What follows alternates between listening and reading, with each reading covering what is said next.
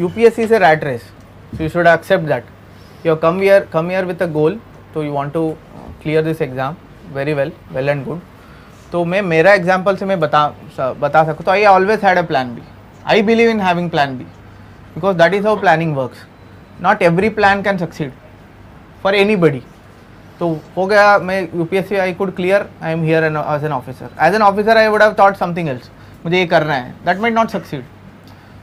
Things will not end with this exam. No, उसके बाद भी लाइफ है, उसके बाद भी चैलेंजेस है.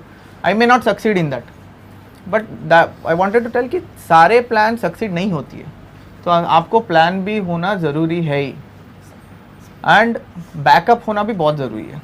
एंड इसलिए हम बताते हैं कि आप बता रहे हो कि 11th 12th we come across 6th standard students who ask us how to prepare for civils. We feel very sad. 6th 7th standard students who are preparing already कि हमने ये बुक पढ़ लिया, वो बुक पढ़ लिया, बताते हैं. 7th 8th standard recently only we met a girl like that. 8th standard kid. 8th standard kid. So this is very common nowadays, maybe due to social media and all the overhyping and all that. That is the major this one we believe.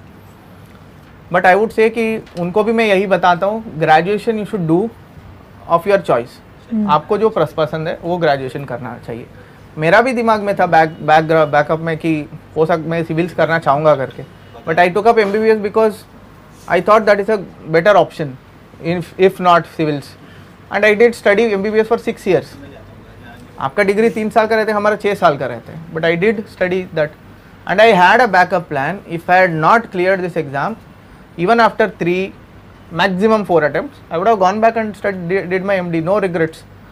तो life में ना वो regret मत रखो आप. This is your choice. आप यहाँ पे हो because of your own choice. आप एक सेट ये रख दो कि 3 या 4 अटेम्प्ट या 5 6 वॉट एवर इट इज़, और till this age I will prepare maximum. But you have to plan to clear in first attempt. First attempt is your best attempt if you prepare well. If not, till when? So that should also be charted out. If not, what? That should also be planned. तो इसलिए मतलब आपका honestly if you prepare, you will be able to clear prelims at least in a couple of attempts. Once you clear prelims, you are already in a place where you need not put in much effort to clear prelims. आप already एक situation में हो, आपको improve करना पड़ेगा बस. उसके बाद आप alternative आपका plan है, उसमें आपको एक बना के रखना पड़ेगा. If not this, you will have to switch that without any regret. Trust me, if not this, life has something better for every single person. So there are successful individuals everywhere.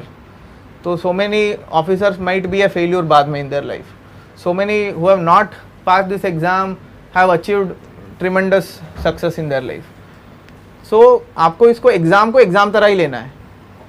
ये this is not end in itself. आपको जीवन का and करके कभी please मत मानो. तो एक एग्जाम है, क्लियर कर पाओगे तो सही, नहीं तो व्हाट. तो आप प्लान करके रखना बहुत important. This is what I believe in, this is what I had done also.